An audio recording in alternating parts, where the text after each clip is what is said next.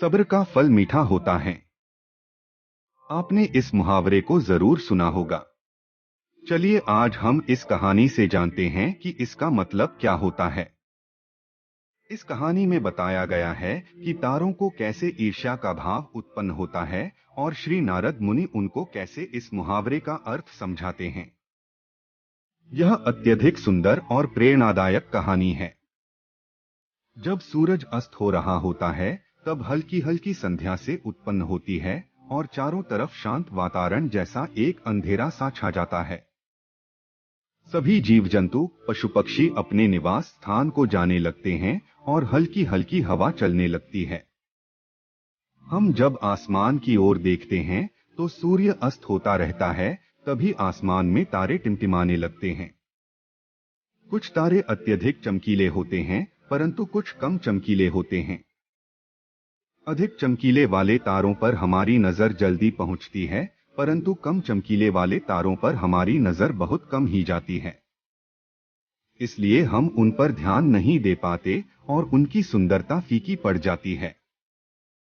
परंतु उन सब में से एक ऐसा तारा होता है जो अधिक चमकीला होता है, जिसके आने से पूरा आसमान जगमगा जाता है।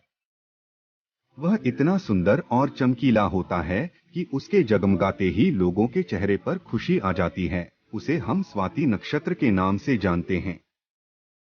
अत्यधिक चमकीला और सुंदर होता है, जिसके आने से लोग खुश हो जाते हैं। इसीलिए बाकी के नक्षत्र स्वाति नक्षत्र से ईर्ष्या करते हैं और अपनी इस ईर्ष्या की कथा को श्री नारद मुनि को बताते हैं। नारद मुनि उन सभी तारों को समझाते हुए कहते हैं कि देखो, जो भी सब्र करता है उनकी कीर्ति संसार में होती है और मुझे प्रतीत होता है कि आप लोगों में धैर्य नहीं है। इसीलिए आप लोग संध्या काल में होते ही तुरंत जगमगाने लगते हैं।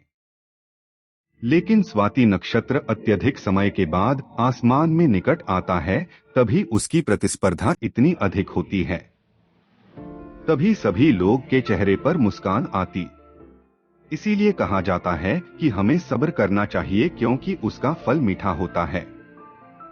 यदि तुम देर में आसमान में टिमटिमाते होते तो तुम्हारा भी महत्व होगा और तुम्हें भी लोग अलग नाम से जानेंगे।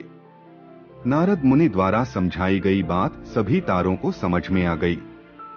सब्र का फल मीठा होता है, यह बात हम सब जानते हैं और इसे हम लोगों ने महसूस भी किया है।